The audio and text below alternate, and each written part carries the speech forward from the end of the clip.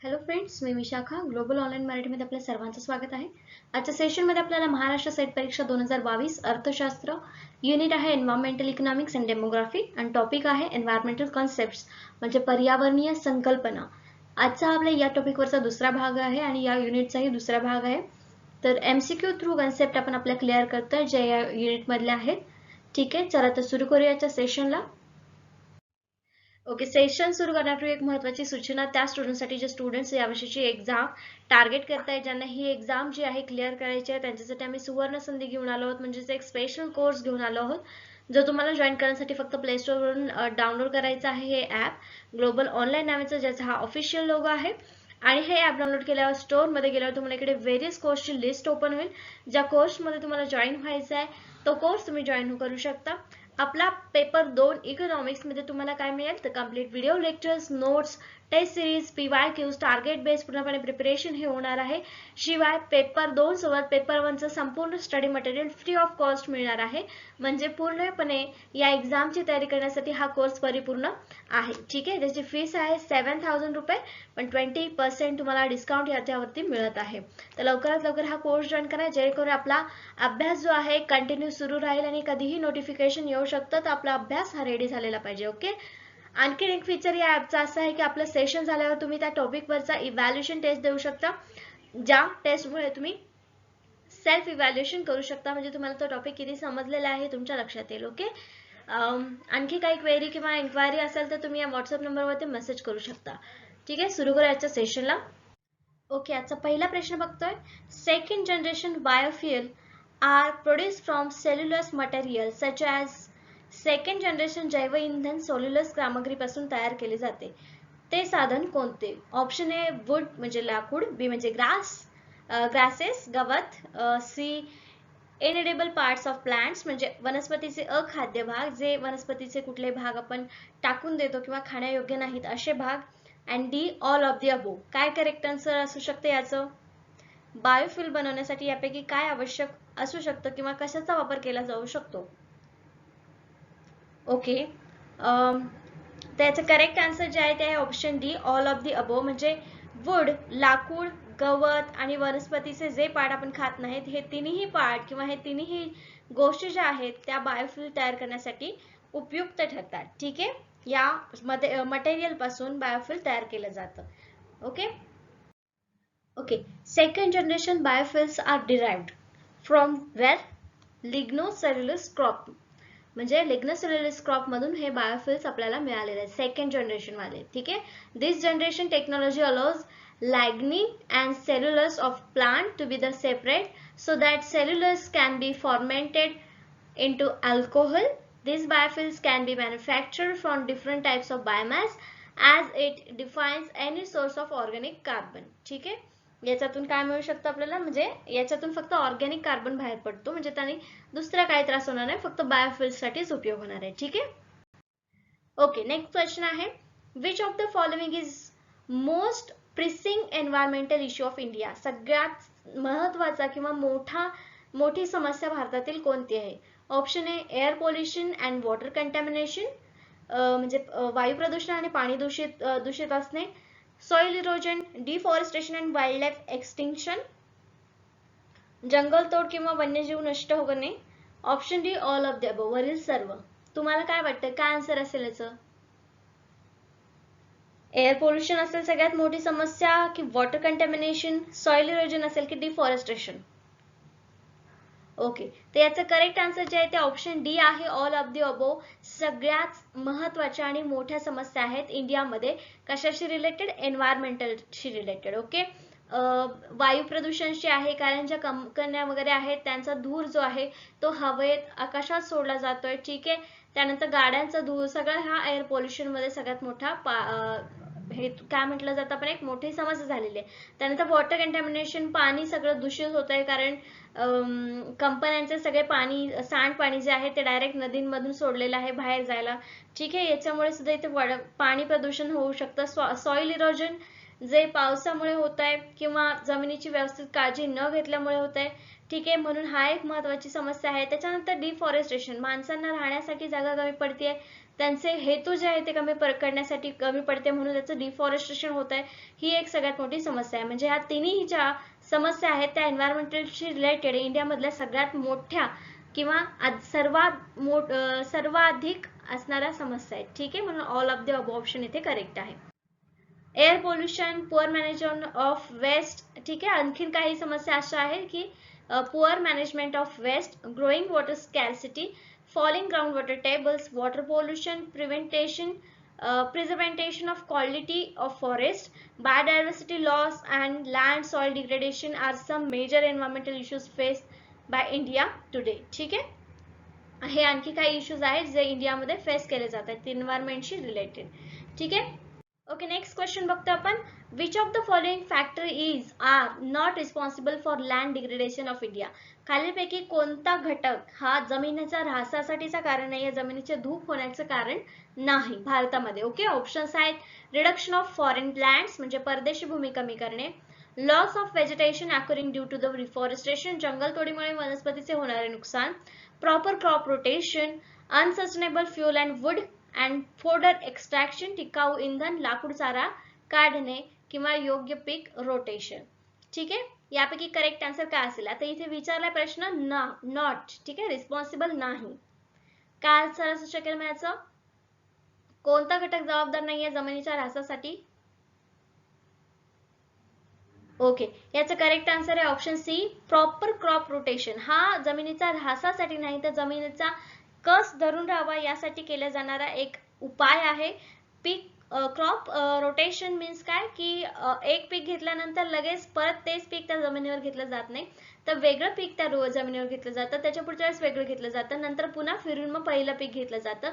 हे जे crop रोटेशनचं pattern आहे तो फॉलो केल्याने काय होतं, जमिनीचा कस जो आहे तो टिकून राहतो, जमिनीची उत्पादकता वाढत राहते. ठीक आहे, ह्याला मग पीक क्रॉप रोटेशन असं म्हटलं जातं. ठीक आहे, लँड डिग्रेडेशन म्हणजे काय. आता land degradation is a reduction और लॉस ऑफ बायोलॉजिकल और economic productivity of complexity of the rain फेड cropland, irrigation cropland or range posture, forest or woodlands resulting from natural process, land uses or other than human activities and habitat patterns such as land contamination, soil erosion. ठीक आहे, land degradation म्हणजे काय, जमिनीचा ऱ्हास होणं वेगवेगळ्या कारणांमुळे, मग कशामुळे, पावसामुळे म्हणा किंवा जमिनीच्या वेगवेगळ्या पीक घेण्याच्या पद्धती किंवा पाणी त्यांना कशा प्रकारे दिलं जातं, या सगळ्या गोष्टींमुळे जमिनीची धूप ही होत असते. ठीक आहे, in turn land use change, driving and degradation, soil erosion. आता याच्यामध्ये लँड डिग्रेडेशन मध्ये कुठल्या कुठल्या गोष्टी येऊ शकतात, तर सॉइल इरोजन होतं,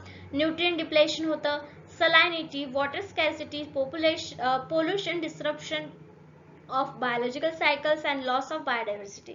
ठीक आहे, ही काही कारण आहेत किंवा हे काही आणखीन ऱ्हास आहेत किंवा काय म्हणतात समस्या आहेत आपल्या जमिनीच्या ऱ्हासामागचे. ठीक आहे, ओके, नेक्स्ट क्वेश्चन.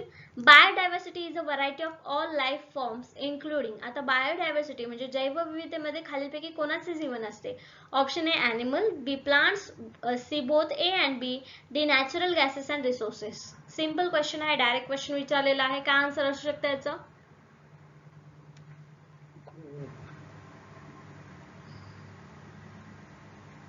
ओके, याचं करेक्ट आन्सर जे आहे ते ऑप्शन सी आहे, बोथ ए अँड बी. ठीक आहे, म्हणजे बायोडायव्हर्सिटी मध्ये ॲनिमल्स पण असू शकतात आणि प्लांट्स पण असू शकतात. ॲनिमल्स मध्ये पण वेगवेगळे प्रकार येतात किंवा ह्युमन किंवा जंगली प्राणी किंवा पाळीव प्राणी हे सगळे वेगवेगळ्या प्रकारचे बायोडायव्हर्सिटी मध्ये येतात. प्लांट्स मध्ये पण आपले मग खाण्यायोग्य, न खाण्यायोग्य, विषारी, अविषारी अशा वेगवेगळ्या प्रकारचे प्लांट्स येतात. यालाच आपण काय म्हणतो, जैवविविधता. ठीक आहे, आणि दोन्ही मध्येही जीव असतो म्हणून ह्याला आपण काय म्हणू शकतो, हे दोन्हीही जैवविविधतेमधील सर्व जीव असणारे गोष्टी आहेत. ठीक आहे, इकोसिस्टीम. आता सगळ्यांना एकत्रितपणे काय म्हणतो आपण, इकोसिस्टीम. ठीक आहे, ecosystem biodiversity refers to the variety of ecosystem, वेगवेगळ्या प्रकारचे ecosystem by their nature and the number where living species interact with their environment आणि इच अदर. ठीक आहे, म्हणजे वेगवेगळे लिव्हिंग बीइंग्स जे आहेत तिथे राहणारे वेगवेगळ्या प्रजाती आहेत सजीवांच्या, त्या एकमेकांशी इंटरॅक्ट करतात पर्यावरणामध्ये, त्या सर्वाला आपण काय म्हणतो, इकोसिस्टीम. ठीक आहे, for example on earth there are different ecosystems each with their specificities like desert, ocean, lake, plains and forest. जसं की इकोसिस्टीम मध्ये आणखी डिफरन्शिएट कसं करता येईल की तिथे वेगवेगळ्या प्रकारचे काय आहेत, वाळवंट आहेत, समुद्र आहेत, तलाव आहेत, पठार आहेत, त्याच्यानंतर जंगल आहेत. हे पण इकोसिस्टीम मधले वेगवेगळे पण आहे, म्हणजे डायव्हर्सिटी आहे. ठीक आहे. Okay, next question. Methods which come under random assessment technique for evaluation of the environmental good are. आता पर्यावरण वस्तूंच्या मूल्यमापनासाठी यादृच्छिक मूल्यमापन तंत्रांतर्गत येणाऱ्या पद्धती कोणत्या आहेत? Option A trade off method, B costless choice method, C Delphi method, D all of the above. कुठली मेथड आहे जी गुडच्या म्हणजे एन्व्हायरमेंट मधल्या वस्तूंच्या व्हॅल्युएशन साठी वापरली जाते? काय आन्सर असू शकते याचं? ओके, याचा करेक्ट आन्सर आहे ऑप्शन डी. या तिन्ही मेथड ज्या आहेत म्हणजे trade off method, costless price method आणि डेल्फी मेथड, या तिन्ही मेथड वापरल्या जातात कशासाठी? Valuation of environmental goods. Okay. आता त्या काय काय? Trade off are quantified through the analysis of system level inputs and outputs such as crop production, household labor use or environmental impact such as greenhouse gas emission. ठीक आहे. आता trade off मध्ये कसं वापरलं जातं तर त्यांच्यामध्ये इनपुट किती आहे, आउटपुट किती मिळालंय. जसं की क्रॉप प्रोडक्शन मध्ये क्रॉपला आपण किती इनपुट घातलेलं म्हणजे पिकं उगवण्यासाठी, पिकं घेण्यासाठी आपण किती इनपुट टाकलेलं आहे आणि किती पीक आलेलं आहे, याच्यानुसार आपण एखाद्या गोष्टीची व्हॅल्यू ठरवतो, त्याला ट्रेड ऑफ मेथड म्हणतात. ठीक आहे.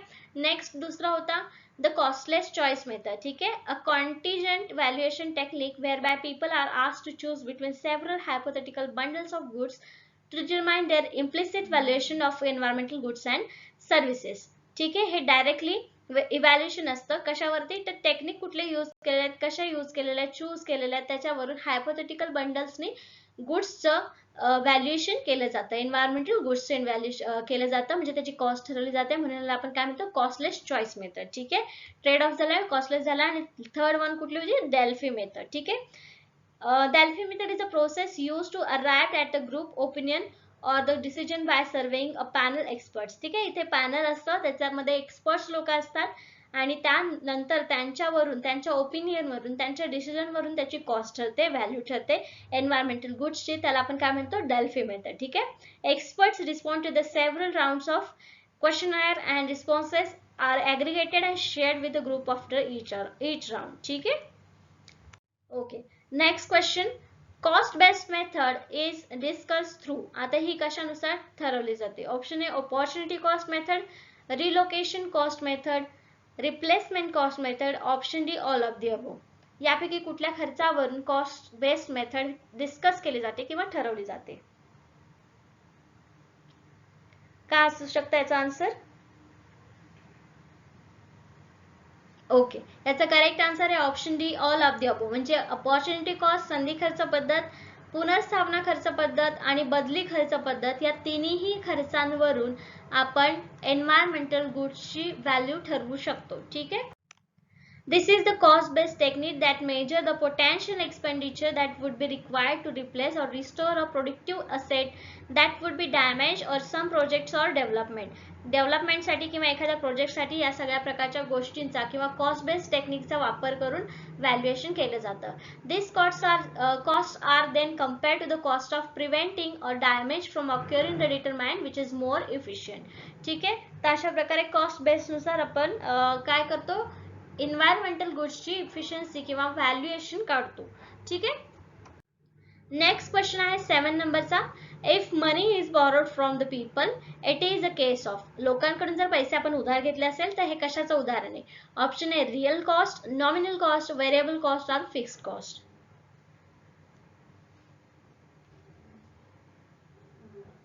काय करेक्ट आन्सर असू शकेल याचं? सिंपल क्वेश्चन आहे. जे आपण लोकांकडून पैसे घेतो त्या पैसे कुठल्या कॅटेगरीमध्ये, कुठल्या कॉस्ट मध्ये इन्क्लूड केले जातात?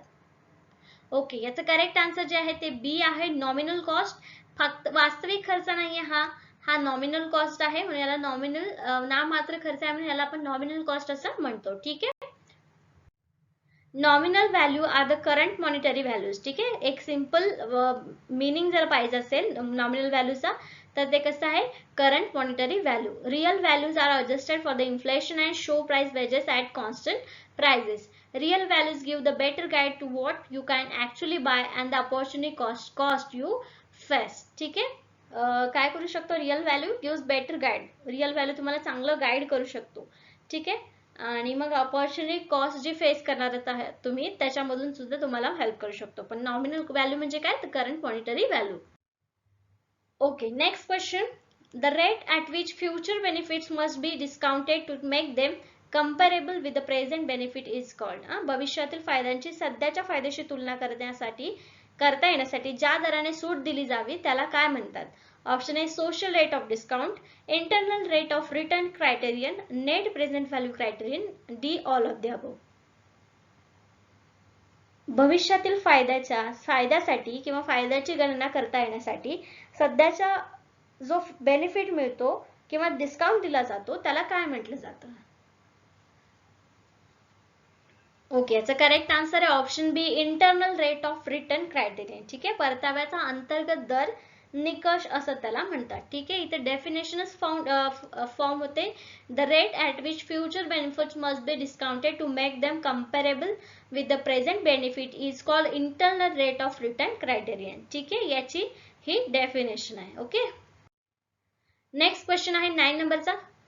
For the development of entertainment zone or to change the quality of service available at such place which method is use. आता मनोरंजन क्षेत्राच्या विकासासाठी किंवा अशा ठिकाणी उपलब्ध असलेल्या सेवेचा दर्जा बदलण्यासाठी कोणती पद्धत वापरली जाते दर्जा सुधारण्यासाठी. Option A Delphi method, travel cost method, C costless method, D trade close game method. ठीक आहे, करेक्ट आन्सर काय असू शकेल याचं.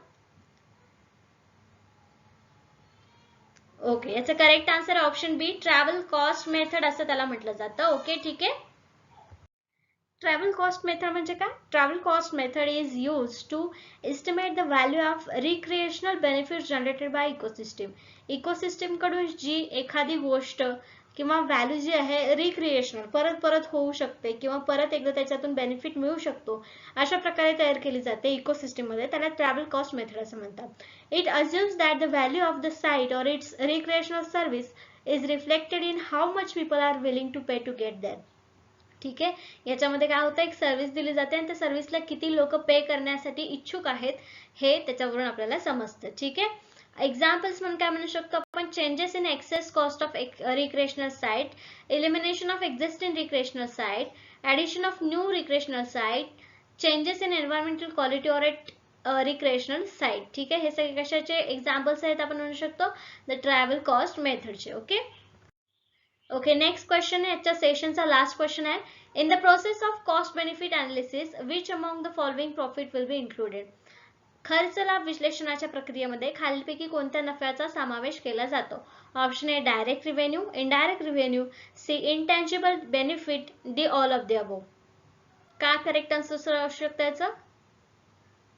कोणत्या प्रोसेसमध्ये, the cost benefit, process of cost benefit analysis. Okay